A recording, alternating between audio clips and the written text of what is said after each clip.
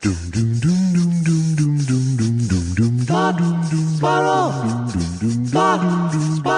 2 Jews, 2 mics, 2 hours, starting now. Unbelievable. No glitches, no glacks, no Skittles, I felt no a little. Zitchels. I felt a little glack. But Did you feel any Skittles? Because I put some underneath your computer last night. I woke up tasting a rainbow. It might have been that. That's where I wish you have I have the first reference. You have the rainbows and the Skittles. That's why you're where you are, and I'm a block and a half away, sitting on my ass, going. That's a good Winnie, isn't it? Huh? I guess Well, I didn't intend it. It wasn't appropriate at the time, but I didn't intend it to be a Winnie. Why are the things constantly? I'm just glad that you got out of Burning Man in time for the show. Man, okay, no. Why is Chris Rock? I mean, I'm not saying it in a negative way, but I feel like if I was Chris Rock, why would I go to Burning Man? I'm not even saying it's a career thing. Why do you go to? What is the? Oh my God! I just pulled off the thing. Did you just pull a scab off your mic? What did you do? Pulled it off. Luckily, I only have 12 more of these. You've been there several times, so to you, it's a different thing. You understand the tradition and the love, the ethos, and the ethos. Yes, it is fun, I guess, right? If you're into that. Well, I think that's the second part is important. Yeah, if you're into it. Yeah. Well, that's a young man's game. You're not 67 years old like Chris Rock. Are you telling me that he's driving? They said he was hitchhiking at one point. Yes. He hiked several miles out of the site. Yes. Why? Because he couldn't drive out. He probably had a gig. Is this all? I'm just making this assumption that's wrong, and then I'm going to see if you follow up on it. Yeah. Is he still upset about the Will Smith incident? Because I'm still a little bit upset about it. I'm sure he still has feelings about it. I can't really read his mind so much. You can't? No. But if I did, I tried to read his mind, but it kept repeating the setup over and over. I can't believe that people keep asking me about what I feel about getting slapped in the face. But what's the guy's name? Will Smith. People keep asking me what if he really did it literally every whole line? OJ had some problems. Little punchline, restate OJ had some problems. Never got a dinner. And OJ, who said the knife I have, the drugs I need. Not a good version of Never went to Burning Man. Never went to Burning Man. Here's the thing. The O.J. Simpson's wife was killed in the most horrible way that can be pretty much that you could imagine. I have actually seen the photo in one of the things. And, boy, if I had a point, I would bring it home. Then I'd have some coffee. I'd have some cake. And I'd have some pastry. No. So far, we're sitting somewhere around O.J.'s murder was bad. Okay. Well, I mean, really bad. Should I, I don't think it's appropriate for the podcast. Well, I don't think it's necessarily a question of the appropriateness for the podcast, but it was grody. It's just pretty much what we can. Did you say grody? I said grody. That's the worst. Okay, I'm leaving now. I'll be back later. No, it was a horrible, horrible, horrible thing, but it's so long. You can't apply the same visceral response I do every once in a while, because I hadn't until I saw that 9-hour OJ thing. Yeah. Where they explain, I always thought there were 3 people. I thought Kato Kalin was part of it. I believe that the guy who drove him around, Link. The most racist thing I've ever said. Sadly, it wasn't. It wasn't Link. It was Al Dowling. Al Cowling. AC Cowling, yeah. AC Cowling. It wasn't Al? I think it was Al. I think that's what the A stood for, but he was. Is that always an AC Green the same thing? Oh, God, I've made myself more ill than I listened to a whole Mark Maron because I heard there was going to be a shout out to me. And I love Mark Maron. Yeah. But the shout out was exactly what someone said it was going to be. Yeah. They both said, "Oh, I love Andy." Oh, we're both worried about him. Yeah. Maria Bamford and him. When Maria Bamford's worried about you, it might be time to take a step. But she's got emotional problems. If she's worried about you, you're in trouble. But I did listen. I did enjoy listening to her, and I enjoyed listening to Mark Maron. Yeah. But I thought But that mostly you liked the you part. you know, they say this is true of narcissists in general. They love it when it's about them, right? Like, for example, if I was in Germany and they were saying we're rounding up the Jews, I'd be going, oh my God, it's terrible. If they go, we're rounding up Andy Kindler, I'd be feeling, well, at least something's going on with my career. At least I got billing. I don't care. You know what they say? It doesn't matter what they say. It doesn't matter what they do to you. It's all good PR. It's all good PR. There's no bad behavior. You're standing in line for the showers. The person behind you goes, why are you in front of me? And you go, look at the call sheet. That's a terrible joke. Mean-spirited joke that demeans the Holocaust. How can it demean the Holocaust? The Holocaust was already demeaned. It's demeaning the memories. I am all right. I know you think I'm not. I'm completely sober. I've been up early. I've had coffee. There's nothing that should be making me act this way. Yeah. Okay. Well, good to know. You know, you don't have to reserve opinion about me. I was fine. You were reacting to something that wasn't there. I was just riding along nicely. And now, let me ask you. Now, I have no desire to cause a fight, but how would I do it from this point now? Well, you were doing that. There's a lot. I mean, yeah. If you just want to annoy me, I don't know. We'll see how much I fight back. Choose one way. I don't want to. Okay. Hey. How about the ways to delight me? How about that for a change? That's what you're getting for Christmas with a lump of coal on your stocking, is ways to delight me. Let's talk more about Archie and Reggie and Jughead, because I've never had a chance to do a podcast about it. You were saying that maybe we need to extend to a bigger theme. And I'm thinking, why not Archie comics? Sure. We would find a bigger audience than ours for that, by the way. Yes, but we'd have more experts. We'd have people calling up. We would be told we were wrong constantly. Yes, constantly.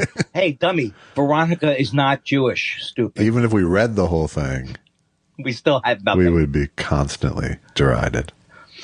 It is amazing to me, because of my age, again, with my theory that everyone's the same age as me, but that I loved the Archie like an early sitcom would be. An early childhood sitcom that would please me, because it would be, and I've come That's to essentially what it was a childhood sitcom, really. Right. And my belief has been that I loved all these sitcoms because they were unlike my own life, which was in turmoil, and not even the good kind of turmoil, just Jewish anger, the mom's depressed. Right. And so I liked this little life of like I loved Leave It to Beaver as a kid. I used to say until I was 35 years old that actually that's still a good show. I don't think I could watch it anymore. But for a while I was watching it even when I was 31 and pitching shows. Yeah. Giving you comfort still at that age? No, not at that age. No. It's really weird. I can remember. I think that was the sort of what just happened? Something you got a hit. It could have been from me, though, right? You did. Your mic just unplugged. Is it okay now? It is. Yes. Okay. Don't fuck with that. You know, it's problematic when you have a thing to thing, a UPC to a UBL, and I'm just using technical terms, and the connection isn't so good. I mean, you're creating weight by one of these little cords. Josh. Huh? Why would you sleep like? Why do you snore like you're eating popcorn or something? Because I have apnea. Sleep apnea? No, wake apnea. This is how it feels like if Groucho was still doing it when he's dead. That's how this feels right now. When he was dead. Hey, people are excited about our new episode. Sous vide. Is all over it. People, there's an excitement on the street. There's a buzz. Life is back. There is a buzz. Life has returned to the savannah. God, damn it! How can we get our? God damn you, Josh! How do we get our list? You know what we need to do? Another campaign where we go over to the Benson show, where we go over to other people who treat us poorly, and we say, "Hey, come watch our show. Watch our show." Yeah, well, I recall Mark Maron calling that a Hail Mary when we did it in year 1. Yeah, but remember how excited we were? All of a sudden, 50,000 people glanced at us for a second because we were a Mark Maron show. And then it was a very good interview, but at the end of the interview, I thought the shout out would be more than the actually thing that they said. Yeah. They said this. we love Andy Kindler, and then they both said that they worried about me. Is that a shout out, really? Yeah. I think that is exactly what it is. What if you're an egomaniac? It is nothing more than a shout out. What if you're an egomaniac and nothing can get through to you? There's no amount of attention that will win? I don't know. Tell me. What if you're okay? This is exactly how I am, and I'm not even short selling it. I still believe the Mets could get a wild card. I refuse to believe that until they're mathematically eliminated or close to mathematically eliminated. I every day will watch how these other teams are doing, who are 70 and 65, or they're 69 and 73, and I will be watching them because there is a chance, and also they're playing very well. And I realize it's not all about winning. Well, sports. As Einstein said, the definition of insanity is being a Mets fan. You think that's what it's going to be like with Einstein? As Einstein said, one in the bush is worth two in the thing. Right. As Einstein used to say, if my philosophy is don't leave chicken in the refrigerator for more than 3 days. As Einstein used to say, woo, I could use some conditioner. God doesn't throw an inside curveball with the universe. You told me, or you didn't tell me, I'm able to identify a curveball. I don't understand what a slider is. I mean, I understand. I can't see the golf slider. Yeah. You can see all those things. No. Why would you think I could? Because the people broadcasting the game can. Yeah, well, they're better at it. They're better at it. I mean, as far as I understand it, a slider is just like a curving fastball, really. Yeah, it is, but I can't see it. Right. I can see a curveball because you can see the curve, like an old man watching someone fish. I enjoy that. An old man watching someone fish, you go, can I understand fishing? And you'd watch an old man fishing, and what's not to understand about it? You know what I mean? You took a delightful thing that could have been fun in passing and bludgeoned. And made it worse? You bludgeoned with it, yeah. Oh, God damn you, Josh, you did it again. Did I tell you? How about those Jets? You got excited? Have you been watching the HBO, the Hard Knocks with your Jets? Oh no, have you? I have actually some of it. Yeah. And how is it? If you like Hard Knocks, it's that. I do like Hard Knocks, but I don't like it to be about my team. Aaron Rodgers is charming on it. See, I would sleep with Aaron Rodgers going before all this stuff happened. Again? After everything? Well, not the second time. This time I wouldn't use the attachments. I used to love Aaron Rodgers because he was dating Shailene Woodley. I loved him, and I wished he was on the Jets, right? And he's a handsome guy, funny. Then all of a sudden he just says one thing, that I'm personal friends with Joe Rogan, and that's it. That's all it took. Yeah. And now I hate his guts. And now a friend of mine who is trying to convince me that who is a Packers fan, and he's trying to convince me that they're going to win with Aaron Rodgers, and so I'm going to have to root for him, Josh, because I cannot. I have to root for him. I don't care if Hitler was drafted. If it made the Jets win, I would watch that. Sure. And he was terrible. I can't even see what he would have done. Maybe a snapping for field goals. I think he would have insisted on being quarterback, really. And wouldn't that have been embarrassing after a while? Hitler sucks. Shut up. He just said Hitler sucks. He snaps on Heil every time. Heil. Hitler. Sig. Heil. That's a little bit different from Omaha. Right. Now, Peyton Manning was doing. Peyton Manning loved that the attention was all about him as the clock is going down. He's not really doing anything different. He would actually call out conquered countries as his audible call. Sudetenland. He would actually. Oh, why am I trying to one up you? Okay, that's the thing. This is what I've learned from being retired. And try is really the operative word. What's that? The try is really the operative word. But I thought there would be such a big outpouring of love for me, fully retired. We hardly knew ye. We need ye, knew ye. We didn't even know you were working. Yeah. No, it's more like, oh, great, now we're paying for this. Wait a second. It does sound like people are going to go, I know what they're going to say. Great. Why the fuck? Now he's on the dole. Yeah. Why should we fucking give him a cup of coffee? He's already fucking got enough coffee for two people or something. I don't know. I'm so crazy about this fixed income thing. Not fixed income, extra income. What's it called? It's your whole income? Well, but I haven't even done the pensions yet. I'm going to be walking around with an ascot. I'm going to be like, if I'll see you at the market, let me get that for you. Let me get that for you, Josh. Rotisserie chicken. I can't think. I know this is the wrong thing to say, but I can't stop thinking about the fact that I saw Joe Madison at the supermarket, and then you said to me, "Yeah, you did. You did see him." Yeah. I never quite understood what that meant. Did that mean that I acted oddly? I don't remember what I meant. And now we're back. I with just remember another. I heard both of you say you saw each other. I saw him. I saw him. He saw me. I saw him. He saw me. Ba, ba, ba, ba, ba, ba, ba. Now that song was not written, right? With a knick-knack, knick-knack, knick-knack, knick, knick-knack, knick-knack, knick-knack, Yes, knick. it had to have been It did written at not- some point. You're saying it's just not attributed. okay. So see no evil, hear no evil, say no. That's not okay. I'm off of the bit. Thank God I'm off of this bit. It was really a terrible bit. Every time I overdo it, it stops being funny. Can you use autotune on that? Stops being funny. Then go funny. I'm working on my vibrato. Is that what you're doing? Happy Belabor Day. Happy Belabor Day. That's what I said. Is that what you said? Yes. That's so funny. How long have you been thinking about that one? I've had that in the notebook since my teens. I would love to do, each year I would have the same trick that we would talk about for April's Fool Day that we never did.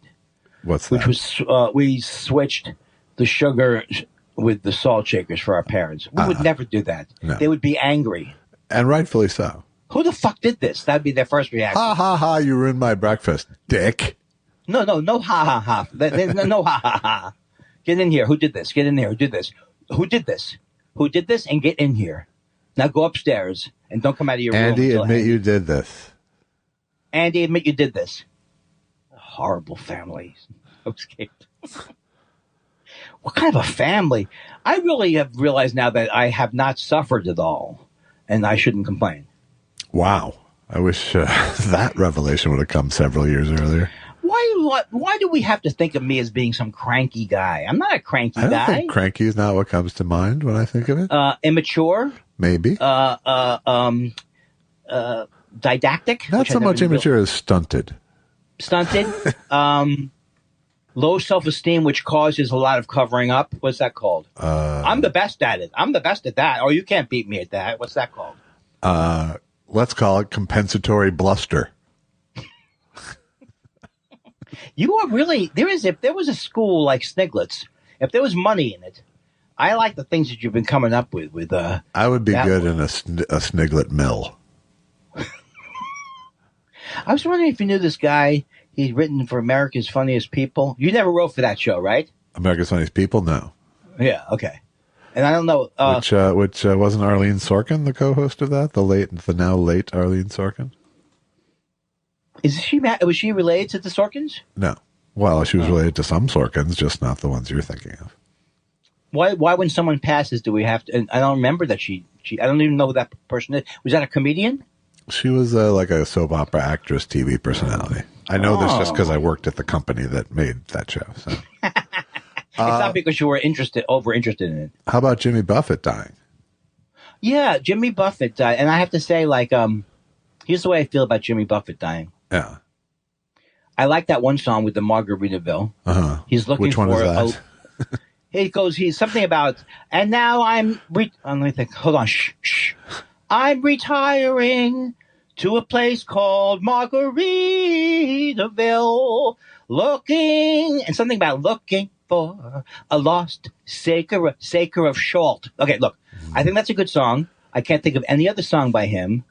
And I just never loved him that much. I felt like he was overrated. And I also felt like there was a time period where he did this. Jimmy Buffett with this plane was going to go shoot down rap or something like that. I think that's what I remember seeing. Yeah. Like we're going to get, rap. Where's the only thing missing is the C in front of the rap, those kind of days. Right.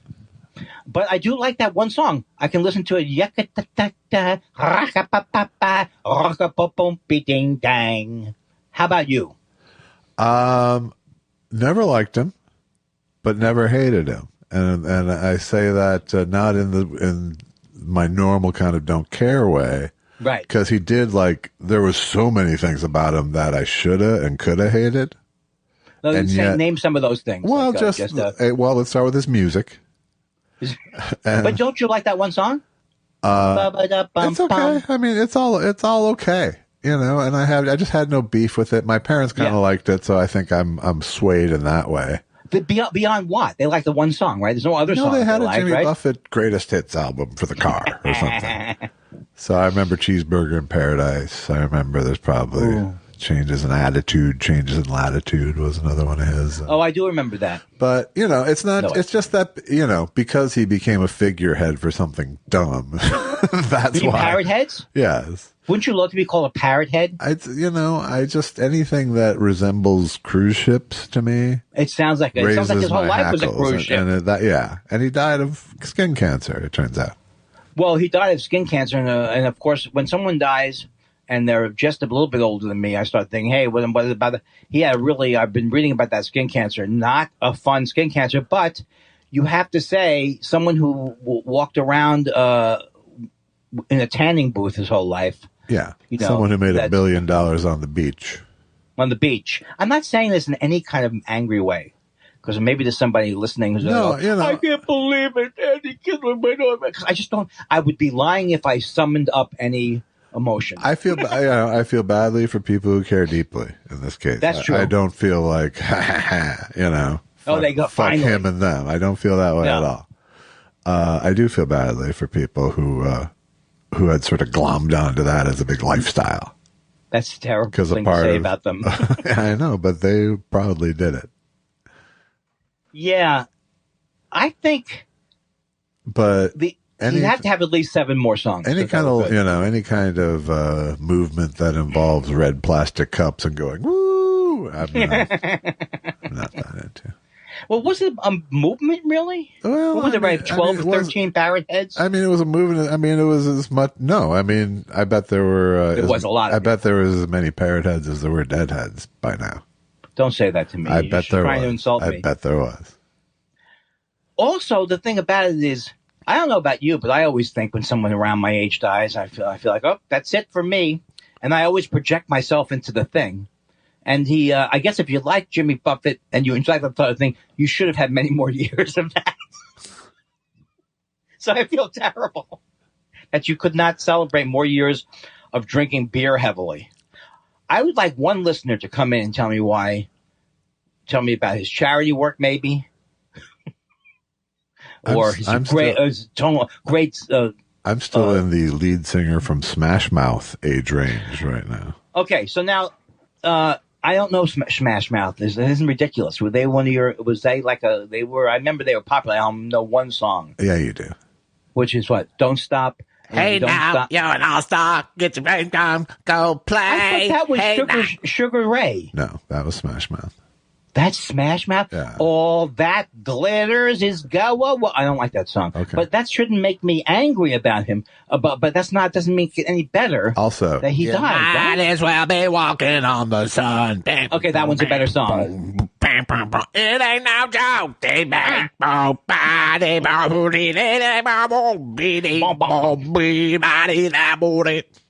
I don't.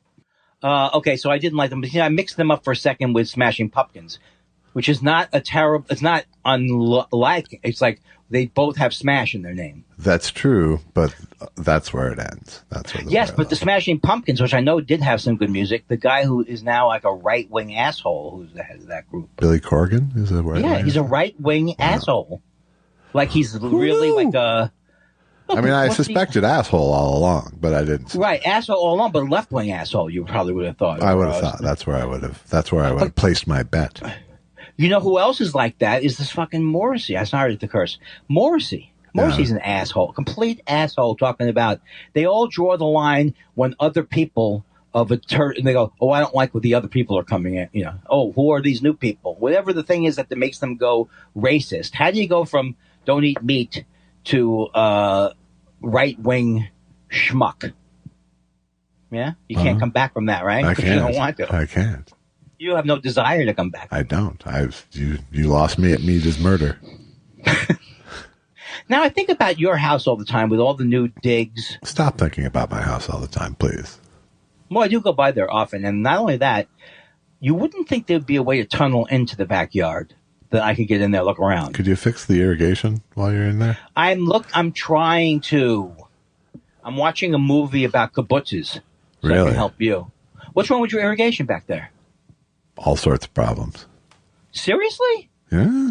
Because you have a big parcel of land over there. Absolutely. Maybe. The back 40 is arid right now. I'm going to say something to you that's going to make you hate me, because it's going to be like, the Beatles, it's like the beat. Is Sherman Oaks are named because there's a lot of oak trees around here? I don't know I don't know if they planted the oak trees as a way to promote housing. I assumed it was someone named Sherman. Because there were no trees. I mean, what do they look like, oak trees? The mighty oak? Well, these would be the California live oak in this case. Are they look like palm trees going all the way up to the top? No. Okay, so that's something that's just on Sherman Oaks Avenue. I wanted to ask you something. I hate this guy, Smirkanish. Well, I don't know why I'm saying it to you. I have not watched CNN at all. Really? It's pretty cool. But I happen to watch Smirkanish, and he has Fauci on. Uh-huh. And he's saying, and it was like starting to drive me. I tweeted about it, and it was a decent tweet. I'm very happy about it. It's an sorry. X. But but the whole idea that Smirkanish, his whole thing is, people are saying that masks didn't do anything, Dr. Fauci. And in fact, this big study, they have these big studies that say in the height of the pandemic, it didn't matter what you were wearing or something like that. And they're extrapolating from that masks are completely useless. Now, to me, you really have to be on some version brain dead or so suspicious, so conspiracy oriented. Use your own eyes, ears, and nose. We know how the fucking thing is transmitted. You cannot, and to tell people don't wear an N95 mask if they need to. Right. I mean, it just makes me. And so this Smirkanish guy, all he's trying to do is be the moderate of the Fox News type people. That's all he's trying to be. And so I know it's ultimately a boring story, but it really makes me angry that someone like Jimmy Dore or in general, there are people who are saying there are people walking around going that I should never put a mask on. They're telling me it's worse. It could actually burn my skin off. Right. You know what I mean? And that's infuriating to me. Yeah. Well, I mean, it's like the data needs to be interpreted. Because there was, in fact, the study that said basically the mask use was sort of insignificant in stopping the spread. Once it got big and all that. But what they don't then say is it still protected individuals. Right. It just statistically didn't change the picture. But yet, I'm sorry. There was enough people not wearing masks. And it just gives but it just feeds into this conspiracy theory thing. Oh, you think N95s are a fucking conspiracy? I mean, it's like, I guess it's the people making a lot of money. But it doesn't really matter ultimately, because there's always going to be some piece of data that can be misrepresented to people. Right. But I remember the thing with autism being bullshit and then Bill Maher glomming onto it because that one study was fucked up. But the idea that I never saw it coming, that we would be, when I grew up learning about the polio vaccine, that one day people would say that they're implanting things in the vaccine to get your brain into I just couldn't see that coming. I know there were horrible things. Right. I could see the Republicans were horrible. I just couldn't see it being this fucked up. That the guy who saved us from AIDS, not saved us from AIDS, but who was like a hero with AIDS, is all of a sudden going to turn into Fauci, is all of a sudden going to deal with this one like a conspiracy theorist or something. Yeah. Well, I mean, that's just one of many fronts on which people have just kind of turned on science. I know. This is somewhat new, right? I mean, I don't think it's entirely new. I'm sure there's always been, some segment of society that was pushing back against any kind of change of thought, And then the idea that the money's in the vaccine. Especially when it contradicted Christianity or whatever religion at any time, It's just a little bit weird to me. I mean, it's not weird to me. I guess it's just normal. But I always think of everything now in terms of the laws of large numbers, where it's just like, 1% of anything in this country is 3 million people. Right. Yeah. So whatever you ascribe, if there's 1% asshole, it's 3 million assholes. We know it's way higher than that, If it's 1% conspiracy theorists, there's 3 million of them spread out among us, Right. So it's just, I think just the sheer volume of people is always going to produce things now in large pockets because they can all talk to each other now. Yeah. And the other thing is, like, it used to be, you'd learn the lesson. Like, one year, that guy who had those polls, he was right. I forget his name. You don't hear his name that much anymore. Everyone, not the 538 guy, but the guy before him years ago I forgot his name. But anyway, the point is, they keep saying every 4 years will spend an inordinate amount of time on Biden and Trump are tied. These are bogus, ridiculous polls that are always wrong. But they all of a sudden now, they give CNN, well, I watch MSNBC, but even on MSNBC, like, well, what are we going to do? Nobody likes anybody. But that's just not a real poll, that poll. It's not true that half the people would like Trump to be back in office. No, what is true is that is the result of that poll. Right. Right, exactly. You said it better than me. Which is not surprising. I decided to tell you something I'm watching. It's called Who Killed Little Gregory? And I am fascinated. Have you seen that one? No, I've seen that it exists, but I don't know anything about it. Oh, of course, because they're always the guy who's, when you're promoting the show, he looks slightly like Joe Pesci, but he's not. The guy who's the photographer reporter. Yeah. It is absolutely a fascinating thing, and I've loved it. And I've watched it. It's like a 5-part thing, and I'm taking like about a week and a half to watch it because you have to sit there and watch it because it's not in French, but it's like interpreted, it's in English, but you can't tell what's happening. And it's just, I just think it's the greatest thing. And who is Gilles Marchand? I don't know. Okay. The other thing about it though, Josh, is I cannot get out of the mode of where I think I have a handle on French. Yeah. Like I could do it well if I studied it. And I keep saying things like, Susan, formidable is pronounced in French. Formidable. Formidable. And I'm endlessly, like when Alex, who is that Alex I don't like so much on the MSNBC? Alex, she has a 6 o'clock spot. Yes. No, Alex, now the other one they brought back for the nighttime. Who was on the Showtime thing, yeah. Yeah, so she's like, Alex Weinstein. She keeps talking about Trump's valet. That's not the word. No one uses the word valet. And she's also normally like someone who's trying to prove her intelligence very often. You think? Right? So here's what I think. She goes, I don't care. I'm calling it valet. Have you ever heard anyone say, tell the valet to get our car? No, but that is pretty common though, where you hear the person have that one word that's just out there like a fucking lighthouse, that they're hanging on to their pronunciation. I think people are afraid to tell her because she comes off so like she's a genius. They're afraid to go. I don't know if they're afraid or just enjoying it. But it's not. I do actually think valet became an accepted pronunciation. I think you're right. I guess I don't remember that time period, and I hate it because it's because I studied French in school, and so I think why not enjoy the word valet? Because I think it's like the thing is But you know what? Both of them are less creepy than body man. What's that? Oh, body man. What's that? That's like the closest valet to. You know, it's so funny because with Obama, it was Reggie Love was his body man.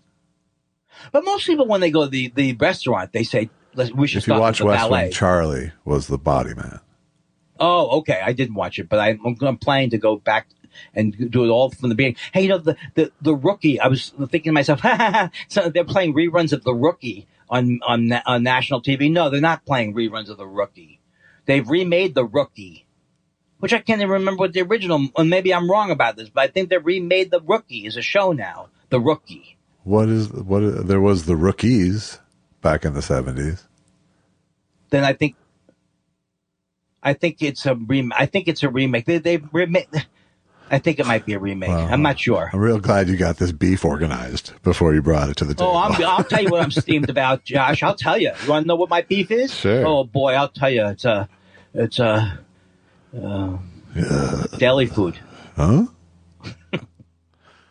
I watched The Player this weekend for the first time since it came out. I have to say, I'm not trying to one-up you. I've probably seen it 5 times, and I loved it every time I saw it because I spaced it out over like 10 years. Yeah. It still holds up, been right? Like 30 years now. No. It's, yeah, it absolutely does. I mean, it feels like when it was made, for sure. I mean, showbiz doesn't quite feel that way anymore, but, yes, yeah. But it's also like, as far as I can think, it's like the most truly like plot-driven Altman movie I've ever. Oh yes. It's actually fascinating, that scene where I won't tell people so they don't. I think know. you can. I think 30. Oh, yeah. I think 30 years gives you license. Where he kills the guy. That's an amazing scene. Yeah.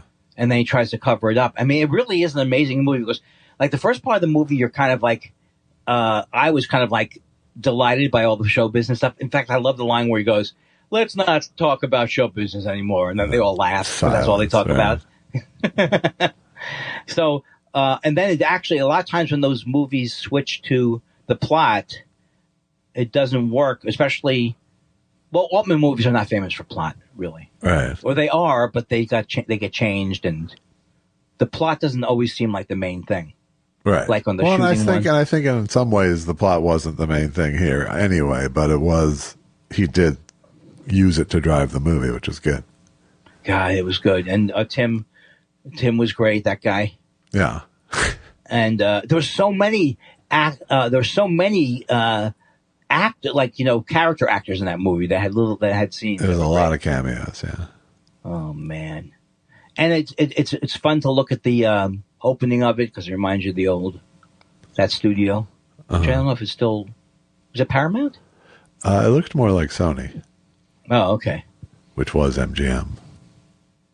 Man. But you know what? Good movie, Josh.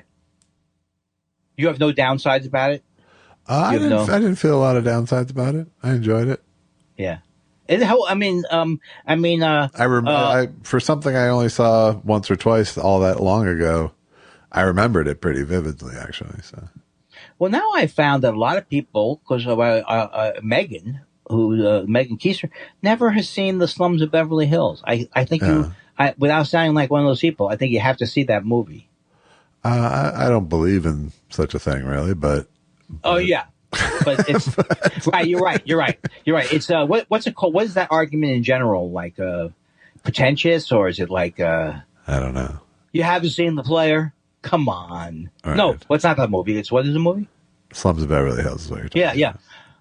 But I think, did we talk about this last week that she did 3 movies and The Savages, and she's done 3 movies. Tamara Jenkins.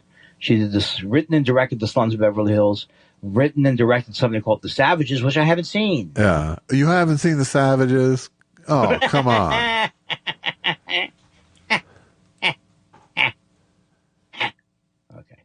I have to. What was your third one after Savages? I'm trying to give you. I don't remember what it was. It's a trio of movies. I'd never heard of the third. Okay. So for someone who's on such a crusade, you're on shaky ground because you saw one movie of the person and liked it. No, I was delighted that she had more movies. You know. Yeah. But a lot of times people go, I am not obsessed with, but I'm always like people who are great film directors, it's harder for a woman to get known in that field. And so I always follow people like when I have nothing to say. I really don't. It's not like I'm hiding. I had no other point to make. You were on your way to self-aggrandizement. Oh yeah, I like women, and they've been so influential in film. And oh God, they say this is the first step to healing. It is. That you realize that you've got some big gaping holes in your development as a human being. When your internal meteorologist feels a big blowhardy coming on. Big nor'easter. Did you say ignore Easter? No, I said a big nor'easter. I thought ignore Easter was good. It would have been good, yeah. But why do I have to change the joke to justify that I didn't hear it right? It's even better. The way I have it is better. That's what we in improv call the what and. I love when you summon energy to do this. Really. There's times where I go, well, I'm going to need to give this a little extra something in order because to make he doesn't know. If I would have just said the what and, you would go the what and. But if I go the what and. Do you think I'm trying to line up people who I think will come see me in the home? Marin will come visit, right? No.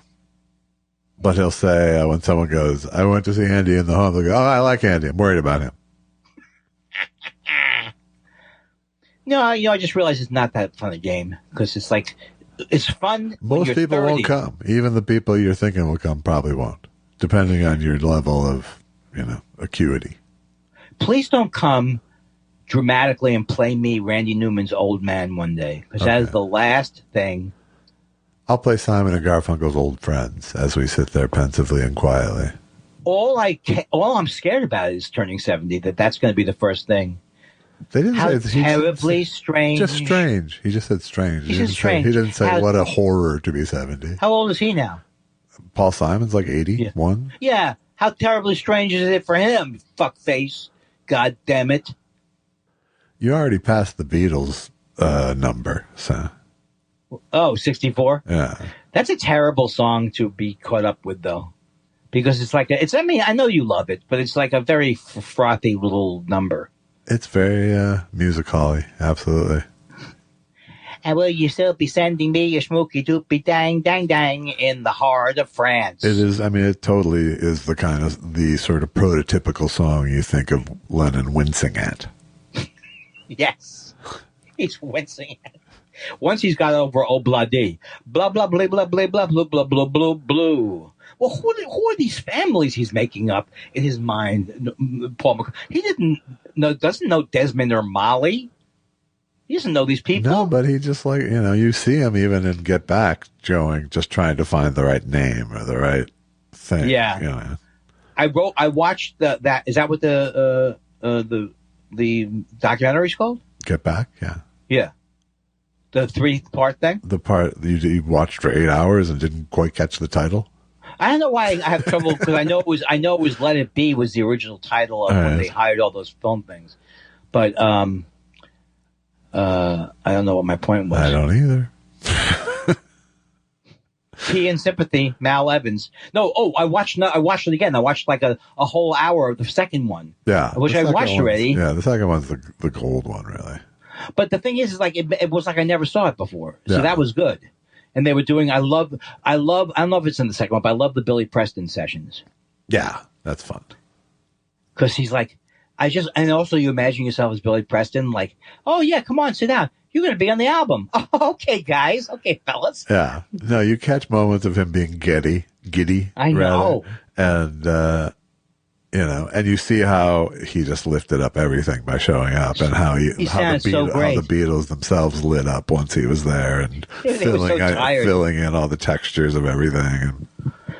And that's the thing. On top of everything else, it just had to be tiring, even under the best of circumstances. Even if they loved each other every day of their lives, it just would have gotten old at some point. Yeah. I only wanted to have continued for the selfish reasons that I'd have a couple of more years of records to remember. Right. That's Nowheresville, man. It's totally Nowheresville. I'm a big believer that bands especially have You know, whatever life they lead is what they were supposed to lead, kind of. Is that now? What do you think about the Stones? You don't think much. I mean, you don't think anything about it. It's nice. It's nice they keep touring. Yeah. I would not go see the Stones now. I wouldn't either, but I have seen them, you know, a couple times. You know, once in the 80s, once in the 90s, I think. And the first time it was exciting to see them. The second time it was boring to see them. I think I told you the same thing. I hated seeing them when they were at the Coliseum or something, and it was like. Yeah. I hated the whole spectacle, or at the Rose Bowl or the Coliseum. I think it was the Rose Bowl. I don't remember, but you could see them. They seemed like little specks, and I remember saying, "I'm never going to go to a concert." This was like made me swore off. I said, "It's over. Concerts are over." A lot of people go, "Maybe I'll pay for good seats next time." You know, I was very much raised in a family where we didn't like lines, and so we probably did prevent ourselves from seeing good things because we didn't want the line. I don't want to see I love when he talks about dreams. I don't want to see the speech. There's going to be so many people that will never get out. All right. And or worse, I have a dream. We have to go. I've said it before. Me going to Woodstock. Oh, there's traffic. You want to see a movie instead? You want to see it? Well, yeah. I do not have, and that's the thing with the Burning Man. Yeah. I could see you going once. Well, but could you go back? If I loved it, yeah, sure. Yeah, I guess. But I couldn't see me going once. Yeah. Well, what is there besides the Burning Man that would bring you over there? It's a whole huge community in the desert that people set up. Is there a concert? I think there's a jillion kinds of performances going on. Oh. And it's like this self-created city/fair, you know, and everyone. It's like a Renaissance fair, but for this. For this, yes. And why is it that they hold these things out in muddy areas that are pre-muddy? This area seemed like it already was muddy. It's not pre-muddy. It's a desert. But what? Yeah, why do they put out in the desert? It's usually very dusty, in fact. Yeah, that's right. Some years ago, I went this year, it was all dusty. Well, you're having it out in the dusty areas. Well, because where else are you going to find and the beautiful you have it in square miles of unincorporated space for people to set up their shit? I think I'm just reinforcing the fact that I would not go on one of those, and I'm glad I didn't. It's a very old man take on the whole thing. It's not as old as the time. It's dismissive, and I'm all for dismissive-ness. No, you're not. Why shouldn't you be? It's like that time I got mad at that young lady for breaking a guitar. But I have no. Yeah, it is that. It is very much like that. Yeah. Why is she breaking the guitar? But you have that same scorn for anybody doing anything you wouldn't do. That's the old me, Josh. Yeah? Now that I'm fully retired, I'm seeing other sides. Now you can tolerate Coachella, but not this. I have a real problem with public bathrooms from having gone to a summer camp where the bathrooms were atrocious, and so at a young age I got atrocious from it. So I've never, ever. But those weren't public bathrooms; those were camp bathrooms. Horrible. Well, I wasn't young enough to go. I wasn't old enough to go, well, this is disgusting. But I bet the public ones will be better. Yeah. Little latrines with no doors on the thing. No, I mean, you're talking to a guy who was there when you had to go back to your hotel room to take a dump rather than stay at the comedy club when you were about to go on. It's unbelievable with him. He will not let stuff go. That was a great one. That was a great moment. I should never, things. Just because I saw it happen, it's another one of those things you go, for you. I know what's going to happen here. That was a nice moment. But, the thing about it is that I think about all of my show night rituals. Yeah. And I think about the fact that I've never, I realized this from the show I did a couple of weeks ago. I've never had the day where I go, I'm going to start out early in the morning, get all my notes together, and then it's never worked. I think we talked about this. Yeah. It never works out that way. Somehow, even when I was in Minnesota, I'd be rushing to get to the show at 8 o'clock. It's my only job is to go to the show at 8. Right. And somehow that was a problem. Yeah. With the focus issues. When I first went on the road, though, I'll tell you this. Yeah. I would go to Minneapolis. Every time it was of unending joy to me. Every time. Black Sheep, this one, that one. But then after a few years, after 20, maybe after 30 years, Or I would get excited about the town when they remodeled the town place suites. I was like, yes, now we're right. It's good to go. Yes. It just gets old. It's not Minneapolis is a great town. It just gets old. This was before George Floyd and all this kind of stuff, where I didn't perform then there. You know what? This is like really bothering me now. My own voice, finally. Yeah. No, don't hang up on me, but it's really bothering me. I went there pre-George Floyd days. I had more fun. What is the matter? I should be taken out and shot. I don't mean that for real, but metaphorically. Why don't we just kneel on your neck as long as we're going further? Oh, I don't bring that up. I hate that George Floyd thing. I hated that.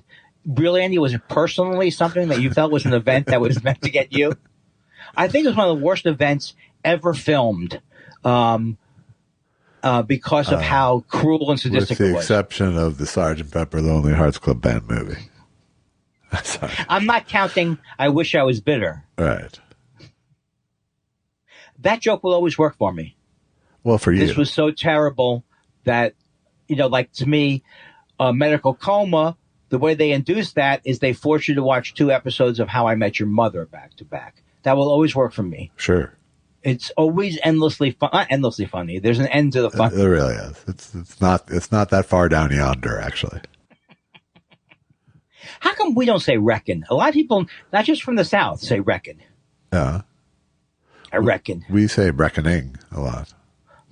I'm not into sci-fi. Isn't that what the reckoning is? What is the reckoning? I meant it as like a day of reckoning, for example. I can't get out of my head Tom Sharpling saying that the band sounds like civil. He never liked the band, which I love them because they sound like Civil War reenactors. Because they were talking about the South at a time when it was having come from Canada. They had one guy who was from the South, but they could sing about the sadness of the South going away. Right. No, I don't want those songs now. I don't want the song now. And like my father before me, I like that Confederate flag.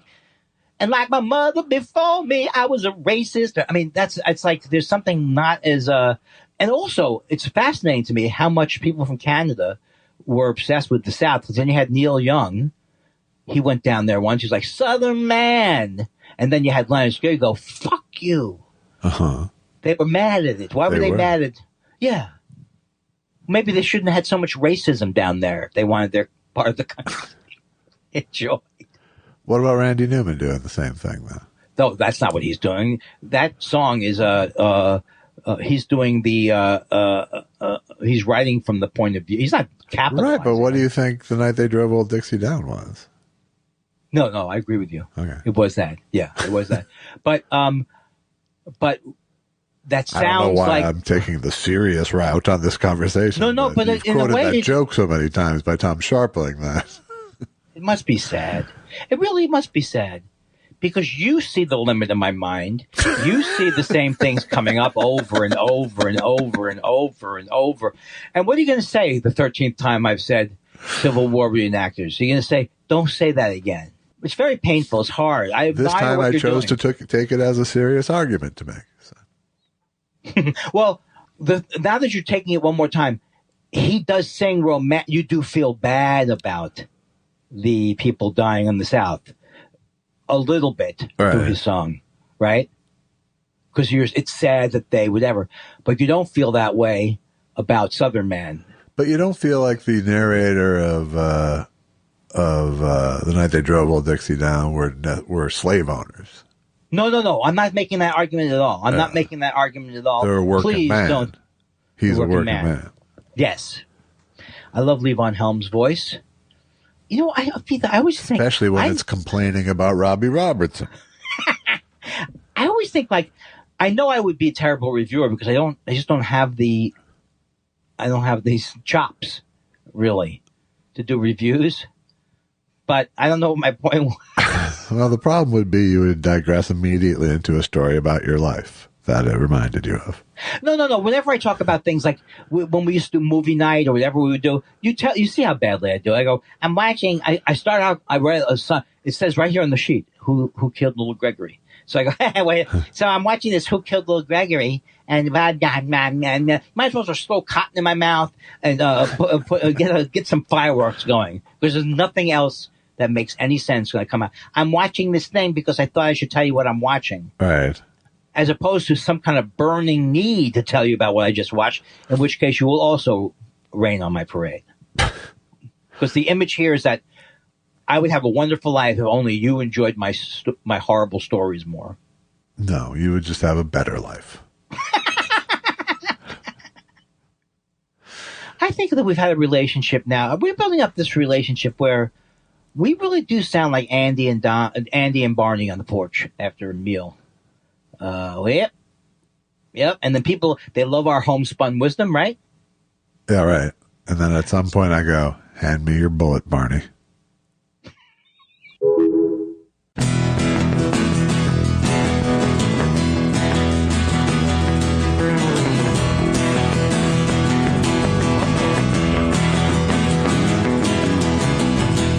Kind of a man, but what kind of man we can't be sure of yet. The kind of a plan, the kind of plan that leaves out all the sweat. It's your life, not mine. The sound of advice is like a chalkboard on your spine. But I hope you get everything that you want and do everything that you should. And I hope the world is gentle when it teaches you what I never could. The world is real, though it may seem artificial, I'd agree.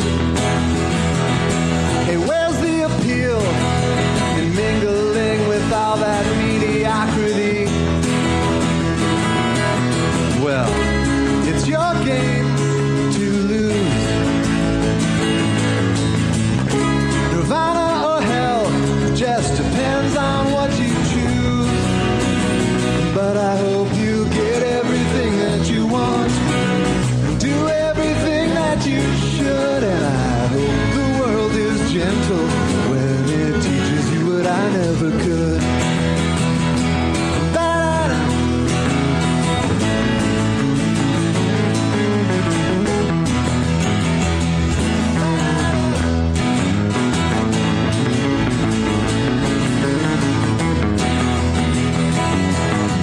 Now's your chance to learn.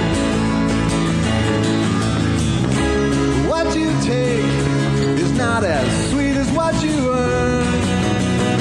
But I hope you get everything that you want, do everything that you should. And I hope the world is gentle when it teaches you what I never could.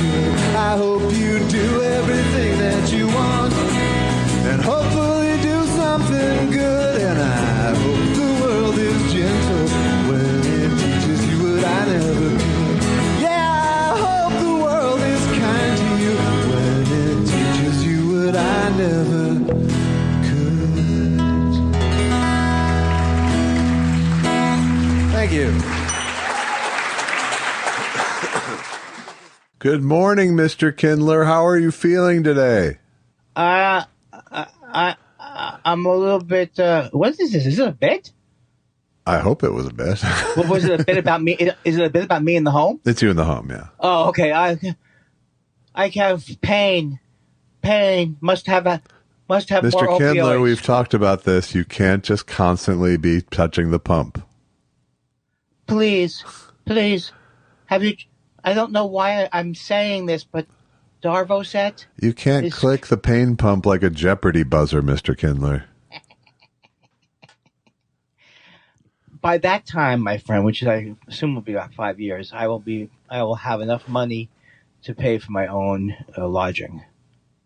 My own. I'm sorry, I'm hearing a high pitched noise and I can't tell if it's in the system or just literally in my head, and I think it's the latter. So. That's not well.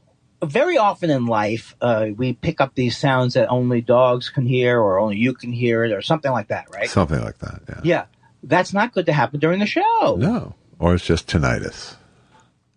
What's 5Q and 5Q?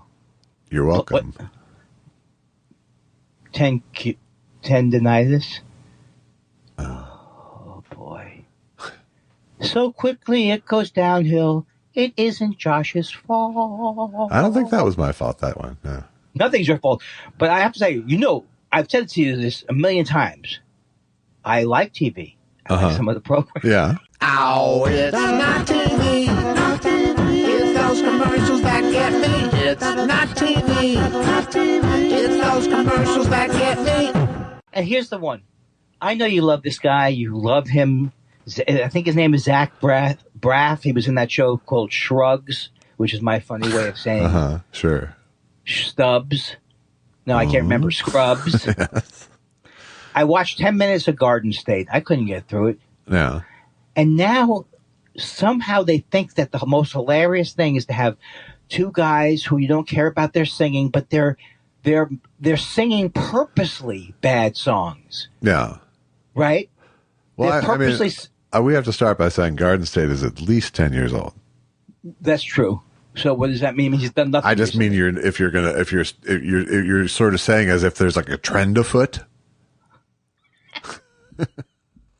Well, what he did Scrubs, and then I think he brought back Scrubs onto another format. Maybe so. Yeah, I don't know. But then they're going like, first of all, I cannot think of a worse song in the history of the world than "Oh, What a Beautiful Morning." It makes me want to punch myself in the face. Yeah. Oh, what a beautiful morning. So they're singing this song, and at the end they hug each other and go, ooh, ooh. It's like, this is like the Jardians thing, too. It's like, it's not funny. It's not funny. Bad musicals are not funny, even as a joke. I think that's true.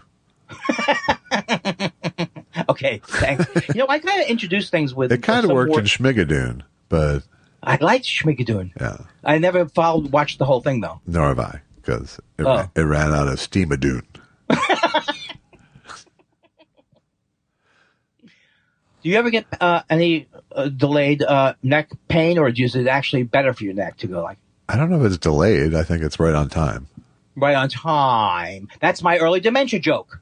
Don't you dare go near my early dementia joke. Jesus Christ. I went to the doctor and I said, I'm really worried about getting early dementia. He goes, don't worry about it. If it happens now, it's exactly the right timing for it. Oh, you did. You really... What? You really tightened that up. I haven't done anything. I have to have a show or something. I have to go on. I have to do what do they call when they have a residency? Let's do a residency, me and you. Are you mad? I'm sorry. I could see putting you in a residence, but I don't know about. I did not mean to annoy you by texting you early. I just thought I'd give it a shot. You did not. You did not good. annoy I don't want this to be a... I didn't feel pressure. I didn't feel like a trend. Yeah. 8:15, I'm ready now. Idiot. Well, that sounds... Why would I call you idiot? It wouldn't speed me up if you did. A lot of stuff was happening in politics this week. Am I right? It's true. So much. I just read a quick thing, but you don't know what's true anymore. Could be true, could be not true. Elon Musk's daughter is trans, and that's why he became anti-trans. I don't know. And he's talking about it in some interview. He might be the most, even if that's not true, I think he might be the most despicable human. Bill Maher's bad too. It's hard to judge. Yeah. I mean, the thing with Elon Musk that keeps him from being the most despicable human, and I'm not saying he's not up there, is that so much of what makes him horrible is insecurity based. Oh, I see. You know what I mean? See it coming to you? It's not everything is like a calculated evil move. Sometimes the evil comes as a result of his insecurity. I think that's true. You know what I mean? The other thing, yeah, absolutely. He's not, but he's so mean spirited too. Yeah, he's trying to impress the wrong people. He's trying to get approval from the wrong segment of society. But I think that the other thing I think that's true is that, and this isn't true about all people from South Africa, but if you're from South Africa and you're an asshole, it means you're probably proud of your racism. You're like old school racism. Maybe. If you're not saying, I'm sorry from in case you're wondering anything, I too am sorry from where I came from. Generationally, though, it's been enough time so that there's a whole new crop of assholes who never lived during apartheid. Right, but I think his family made their money with apartheid. I don't know. That's not important. Who cares? Well, anybody who had money made their money within at least the apartheid system. I know I did. Now, this is weird, that my father invested in apartheid stocks. I did not even... Wow. I hope he got out before the crash. Oh, no, my father was not a racist. My father's one of the nicest No, he was a people. businessman. Well, I've had a good week. Really? What happened? Well, really just one thing made it a good week. And that is... construction? Huh? No. More construction? No. It involves a really good name drop. Oh, I got to hear this. Yes. I got to hear this. This is fantastic. Am I going to feel worse, though, at the end of it? I don't know. It depends how your narcissism reacts to my good fortune. I take my narcissism temperature every morning. Yeah. Okay, so what happened? I had dinner the other night with John Cleese. Oh, no. Yes. He's weird with a lot of these issues, you know.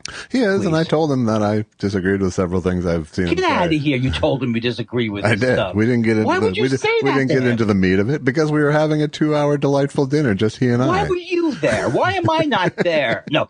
So how did that happen? We were talking about a thing, which I don't want to get into, but I think you can pretty much imagine the nature of the project based on the work I've been doing. Yeah, it was going to be me and his daughter and then his daughter had to pull out at the last minute, and so it was just he and I, and it was. Oh my God! It had to be delightful, even though I'm angry. Completely it was probably delightful. fun. It really was completely fun, and it was. Like there was just, it was really a best case scenario John Cleese dinner. It was like, I'm sure. It was just like we covered, every topic, and yeah, it was really fun. I really enjoyed it. That's great. That's not just. And there wasn't, and I expected to be sort of intimidated by the whole thing. Well, he can be highly unpleasant, even though he can be hilarious. Yeah. In his political views and all that kind of stuff. Yeah. Well, and he also has like such feuds going with so many British press people that it's always sort of a heightened.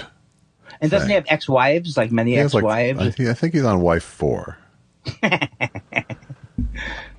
He's a hilarious. He's always been a hilarious man. He is, and I didn't, in 2 hours plus of talking with him, I didn't get any sense of things that we dislike. You know what I mean? Right. He wasn't looking to preach or bitch about anything. Oh well, no. I mean, politically, he's pretty much of a progressive. He's not. Yeah.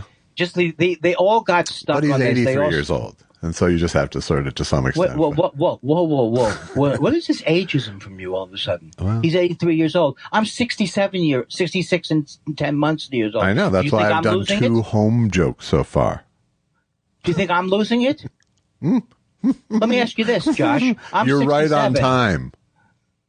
Let me ask you this, Josh. I'm 67. You think I'm losing it? That you get the joke, right? I do, because you do it every week. Every week you do this joke, so it's great. It's great every time, Mr. Kindler. Funny again. Can you speak to the nurse's station about why I'm not getting any morphine? I would like more. There's nothing wrong with you, Mr. Kindler. Exactly. We did this bit already, Mr. Kindler. And where was it? Can you say the restaurant? It was at his hotel. Oh, like in his hotel room? No, at the restaurant. Thank at the God. hotel. Yeah. That's great. And he wore a sport coat and shorts. So what's that? He wore a sport coat and shorts, so I felt pretty disarmed right away.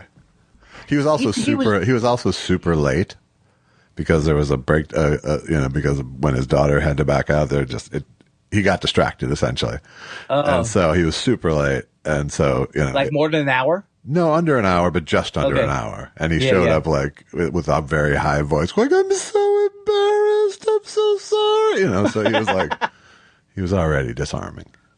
Is there anything he said that you want to report to me about fun things? I think you'd be happy to know 2 things I found out he was fans of: the movie Tin Men. Oh, what a great movie! And he was very excited when I said I was friends with Bill Hicks.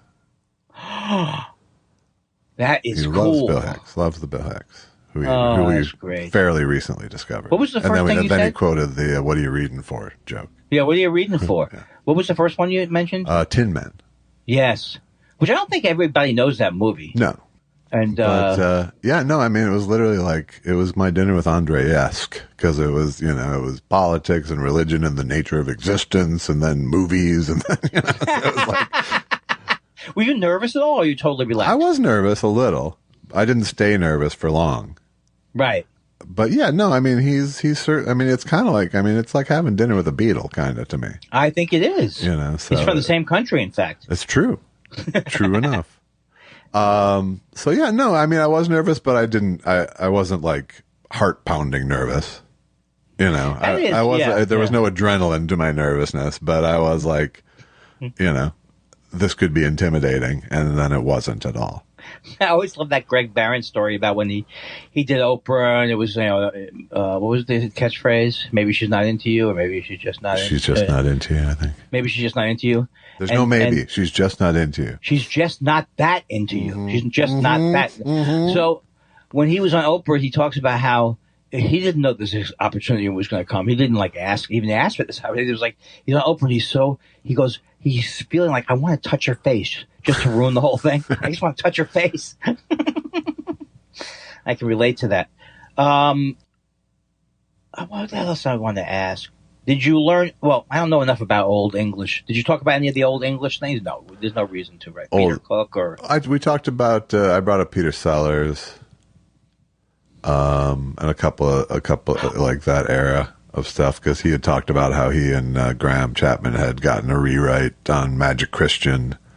And he said, we finally got it to a good place, and then they brought back Terry Southern, who wrote the book, and he ruined it again.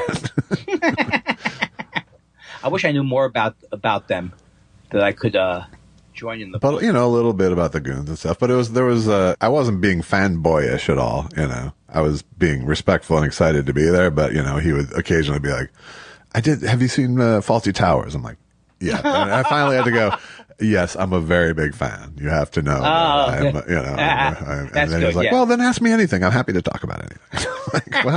I was like, well, I'd rather save it, actually. Yeah, Fawlty Towers was quite amazing. Yeah. What was I going to ask you? Oh, I forgot. I can't get into this mode of what was I going to ask you. But it was one of those rare things where it's just like, this is a best case scenario in so many ways. Because I've also been sort of like, what did I do with my life recently? So it's like when something like when something like that happens, you go, oh, okay, yeah, I'm living a good life. That this can happen, Who's the guy? I wonder what his take is on the guy who plays Alan Partridge. I don't know. Do you know that guy? I know who you're talking about, but I don't. But we can't think of. I don't have the name. I didn't do a lot of quizzing of him. That's good. And why would you want to? What do you think about Russell Brand's? But he was very. I mean, he was. He was churning the conversation himself. So he's. I can look forward to being in good spirits and a lot of action. There was only a couple of moments where age seemed a factor. Well, that happens here on the show. Sure, right? Of course. Oh, that's a great one, But Josh. that was very exciting. Very cool. I think we can't top that story, right? I don't think we should try. Okay. I actually did some work before the show, because I care so much about the show. Sure. And so I prepared for this earlier, and now I've lost it. It's just unbelievable to me. I found the cure for cancer, and now I've lost it. Is that from a movie? It is. Where's it from? From a Sean Connery movie where he found the cure for cancer, then he lost it. Is it a joke? No, he was like a jungle doctor I don't remember what it was called. It's time for questions. What do you want to know? We love your questions so much. It's half our show. Half our show. Pickle says in political jargon, a self-licking ice cream cone is a self-perpetuating system that has no purpose other than to sustain itself. That's pretty odd choice of words, if you ask me. Okay, could you give this a little more performance energy? Well, you prove it to me. You prove that you're better at it. All right. Pickle says, in political jargon, a self-licking ice cream cone is a self-perpetuating system that has no purpose other than to sustain itself. pretty odd choice of words, if you ask me. I don't know if I like that. That was a DJ fucking voice. read and a half. I don't know if you like a DJ voice. Hey, a political jargon. Did you hear? Did you hear Geechee Guy died? No. Yeah, I just heard that yesterday. That's sad. He was sad. He was funny. Ish. He's very funny. Ish. Right. Other people died too this week. Somebody else died. Oh, you know what? I made myself sick thinking about who died that I couldn't remember. He was, John Cleese was saying how he's been going through at his age, he's been going through a streak of losing a shitload of people. And I said, as a comic, you kind of lose a stand-up, you lose people all along the way. Right. Yeah. And that's when Hicks came up. Yeah. Well, I don't want to continue with the show now. All right. The light herder says a man walks into a doctor's office. By the way, Pickles, the self-licking ice cream cone also applies to that question, quote unquote. It wasn't a question. It was a post that served just to be read. Oh no, I think Pickles was really coming out with a new wave of kind of questions that are important and self. You think? Light herder says a man walks into a doctor's office wearing a duck on his head. He says, "Can you help me? I have a duck on my head." And what does the doctor say? Or that's it? And that's all that's here. Light herder. First of all, I'm a big fan of the light herder. You've seen the light herder, right? I've seen. He does these great shows. I have not.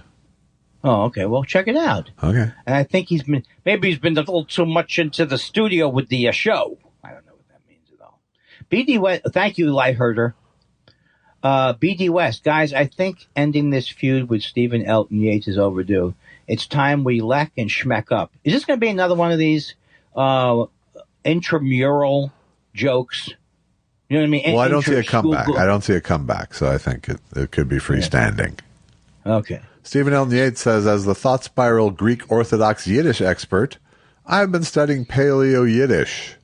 Did you know that the troubles of a Tyrannosaurus are called Dinosaurus? The thing is, he claims to be a man of truth so often that you have to remember that he also is a man who has magic fantasies. True enough. I don't think that's a true story, though, right? Christopher Citro says, a friend posted a video of a demolition derby at this year's Geauga, Georgia. It's Geauga, so Georgia County, Ohio Fair. Huh? Smoking cars ramming back and forth in the mud. I called my girlfriend over, told her this is where I grew up, and pressed play. What would you show your wives for a similar effect? I don't know. I think Minnesota. I show her a bunch of ice fishing sheds on a frozen lake. I would have just the Jews from my temple complaining about something. Like you knew the Jews from your temple. I did until I was bar mitzvahed, and I left in a huff. Was it a minute and a half? Those jokes maybe weren't that great to begin with. Greg Kelly says, hey, you'd like the Strike Force 5 podcast as it features Colbert and the rest having a laugh at Fallon. What does that mean? What do you mean? What does it mean? Is it Colbert's? Strike Force 5 is all the late night talk show hosts doing a podcast during the strike for strike benefit. Oh. Yeah, but, they say that. I'm sure they'll enjoy it this week after Jimmy Fallon got his ass kicked in Rolling Stone about the toxic work environment he's created. How come I don't get some kind of a lifetime award for having been right about these people and have people Sorry. I'd like to follow up. Sorry. Sometimes my face just does things I can't control. I was the first person to hate these people. Why? No, you weren't. Why? I was an early adopter. You were an early adopter, but you were not like a. You don't think I was ahead of the curve? Fallon-hating visionary. No, you were not. Oh, I don't think so. I think my initial material about Fallon is world-class material. It's a self-licking ice cream cone, my friend. Dan Marsh says, hey, guys, there's a cliche in comedy. It's funny how our friend Steve Higgins, though, always comes out totally clean. And then he comes out clean in the Fallon story. He always comes out clean in the Saturday Night Live, his Hell stories. He's just... Why does he come out clean? Because he's never implicated for anything, and he's never quoted like someone either. Who avoids who runs around in the shadows. It might be a duck and cover situation, but but congratulations, Steve Higgins. Damn. Well, I think it's a rough job having to be nice to that asshole every night. You're a visionary.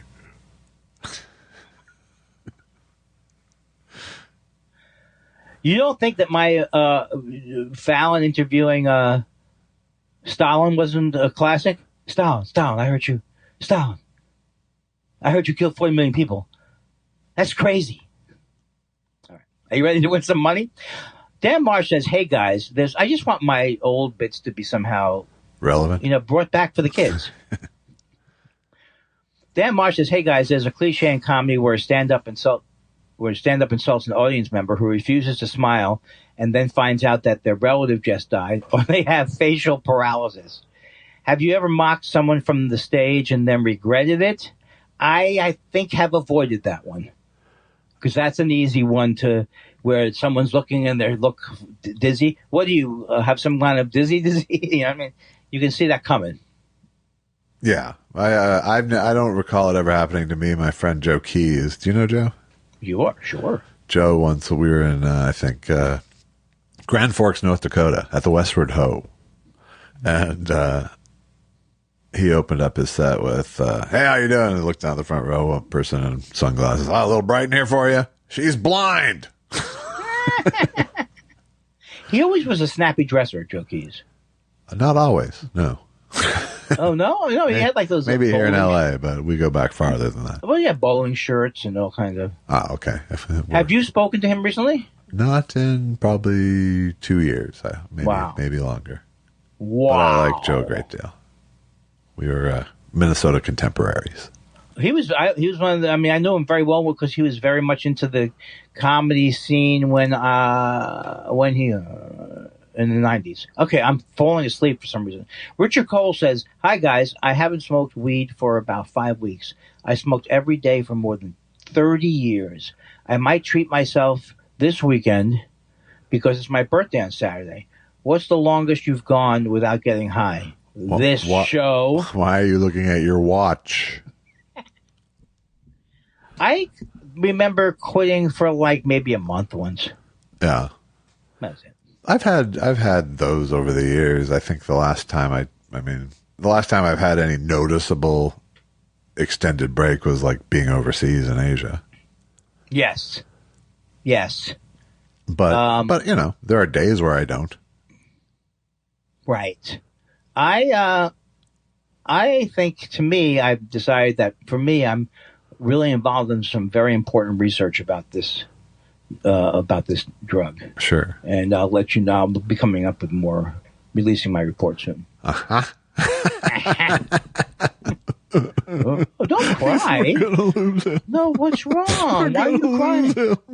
Why is your acting so poor when you cry? It's because I don't actually care about you. What if you were in the scene and you had to summon it up? For money, like I'll do Glass it. Menagerie. What if you were Carl Malden in Glass Menagerie? What would you do then? So, Richard Cole, I'm curious to hear if there's been any, how hard it's been for you to not smoke weed for 5 weeks after 30 years every day. Get back to us. Adam Ellis says, how about discussing Sturgeon's Law and how it relates to comedy and more specifically comedians? While I have met many comics that were wonderful people, they do tend to stand out from the crowd. I don't know what Sturgeon's Law is. Isn't that like you pick salmon on Tuesday? How do you stop him? Sturgeon's Law, I believe, is... Where did that come from? That was good. Sturgeon's Law, I believe, I can click on it and I bet it'll tell us. But my preconceived notion is that I think it's like a sci-fi guy who was going 90% of everything is shit. Oh, so that's true of sci-fi. That's true of everything. Oh, yeah. But let's see what it says. I'm cool. Oh no, that's the fish. I don't think comics are any worse than anybody else. Sturgeon's Law is an adage stating 90% of everything is crap. It was coined by Theodore Sturgeon, an American science fiction author and critic, and was inspired by his observation that while science fiction was often derided for its low quality by critics, most work in other fields was low quality too, and so science fiction was thus no different. I tend to agree with that. Me too. I thought I came up with that. Yeah, of course you did. It was called Fallon, Jimmy Fallon's Law, you called it. I got to you that. I think comics by our very nature stand out from the crowd, as you say. I think our desire is not so much. I mean, our primary desire is to be separate from the crowd, I would say, followed by being in front of the crowd. But at least for me, it is. I think comics have an early realization in life that they're noticing things about the way things are that other people don't seem to be or don't seem to care about. Mm-hmm. And it immediately starts to sort of alienate you from the mainstream. Do you think that, but they do tend to stand out from the crowd in terms of not being wonderful, though? Isn't that what he's saying? Well, I don't know what that means. I mean, I think he's saying in terms of them as people, that they're mostly bad people, I think he's saying. And I don't think that's true. No.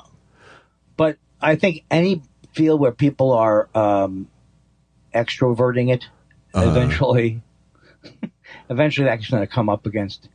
Yeah, I mean, I think, it's a self-selecting group, and it's a group of people who, obviously are driven by more ego than a general section of the population. But once you're within the population of comedians, I think all of the other statistics kind of apply, in terms of percentages of assholes and good people and geniuses and hacks and all of those. Yeah. I think I stand out from the crowd with my Jimmy Fallon material. Industrial Smoothing says, Thought Spiral. Is it true that Jerry Lewis invented the word flavonoids? No, it's often confused. What in fact he came up with was riboflavin, but common misconception.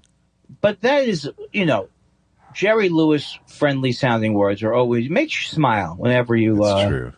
Got my glasses. It's frame and lens. I know that because I bought a book about it when I was in Sheboygan. I like when you bury the joke so that I can't see it, and then all of a sudden it's like a day of sunshine. Rai says, "Hey Josh and Andy, ever had a split-second moment where the fate of the world felt at your fingertips? Once on Fairfax, I had to make a conscious decision not to run over Jimmy Fallon, who was crossing the street. I know that you're joking, Rai, but I have that thing because I think it's from OCD." That when someone is in the crosswalk, I'm afraid I'm going to hit the accelerator. So I stay on the brake even harder. Yeah. Yeah, I know you don't have that. No, I think most people do that. I think most people. Oh, wow. I think most people secure the brake consciously when someone's walking directly in front of their car. Wow. Okay. Well, yeah. And I think that's conscientious more than psychotic. True, but I do feel the thing when you're at a high, like when you're on a high building, like where you almost do, I can't explain. You're scared, but you do want to jump off. Right. Or you think about jumping off. What is that about?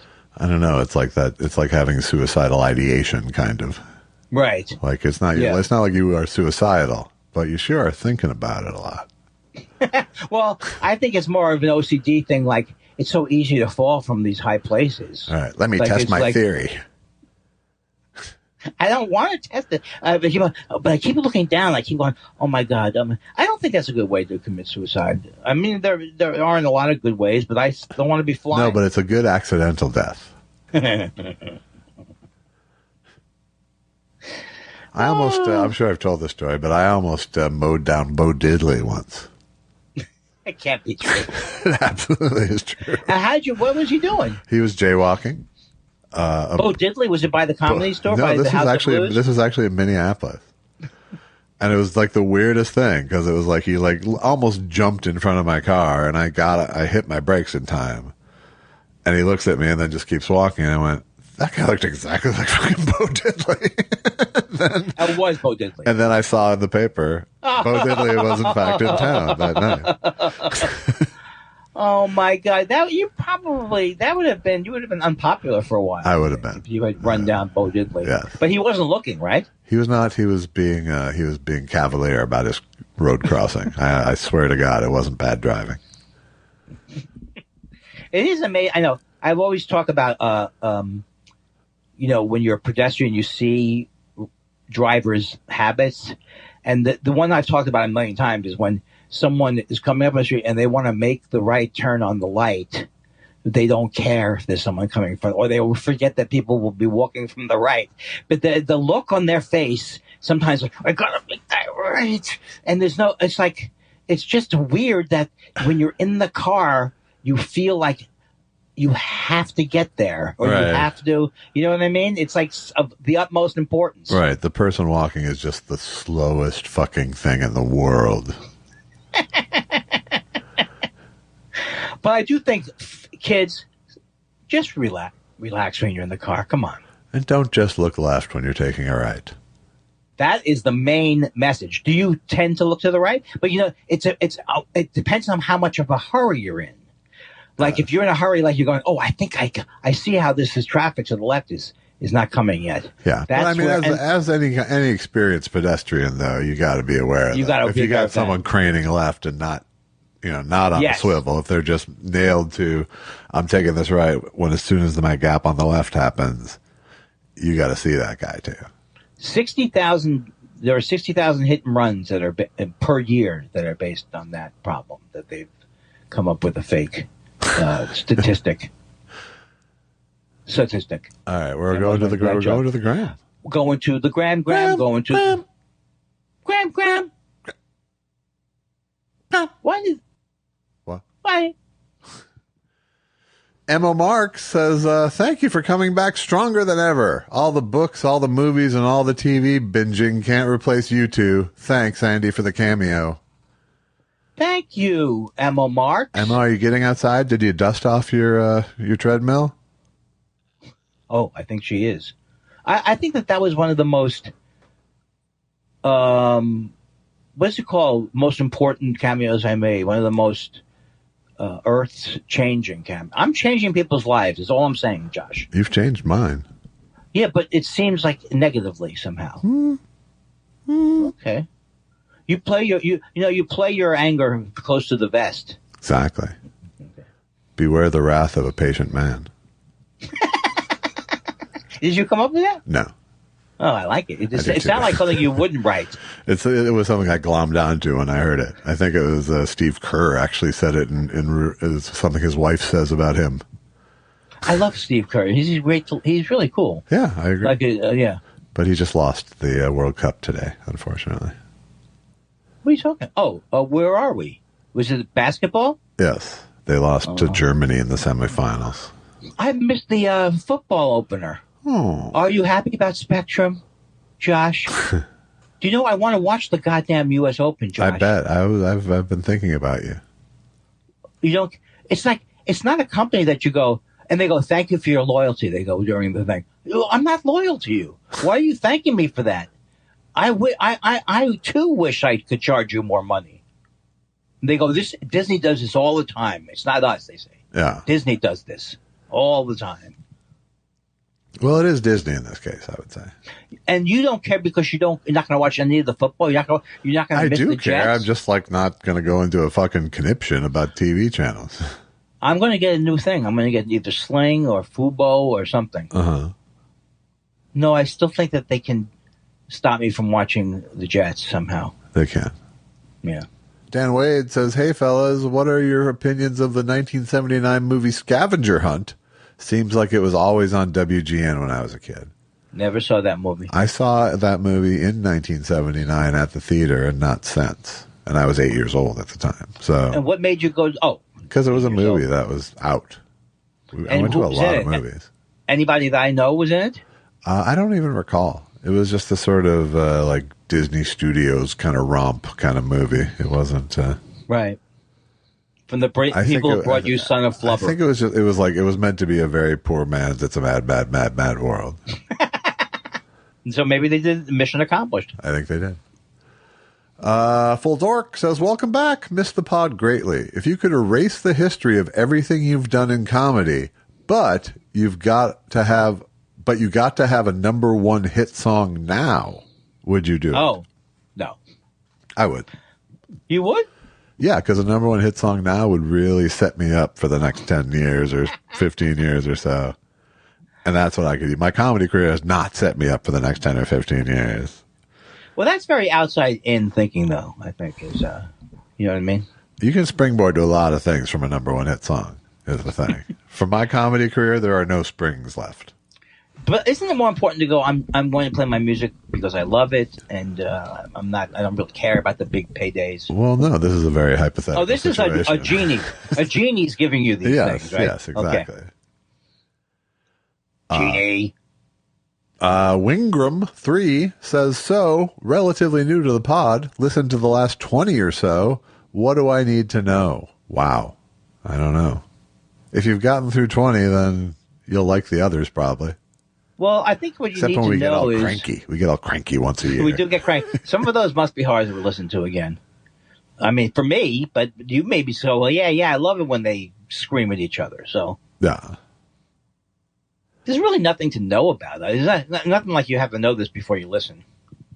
Yeah, I mean, you might hear it. You might hear an inside joke that's 100 episodes old or something. But you'll live. You'll live. Munson 3786 says, word to the wise, when you're in an elevator and a woman friend asks you if you notice anything different about her, do not say, are you wearing a wig? Bad idea in a confined space.